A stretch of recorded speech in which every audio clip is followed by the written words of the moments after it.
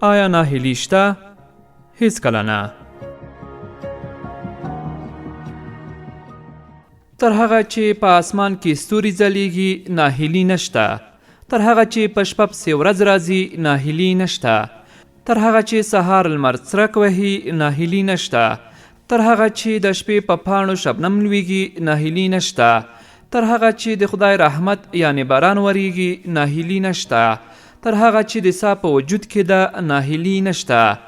که لنډ ووایو ناهیلي هیڅ نشته. موږ فقط ویریدلی یو. موږ دا فکر کړی چې نور یې نشو کولای. موږ زړه ته ویلي نور نشي کېدلی. موږ ذهن ته دا سپارلی چې نور هیڅ امکان نه لري. خو نه، که صبر او زغم ولرو هر څه امکان لري. هر څه شوني دي او هر څه کولی شو.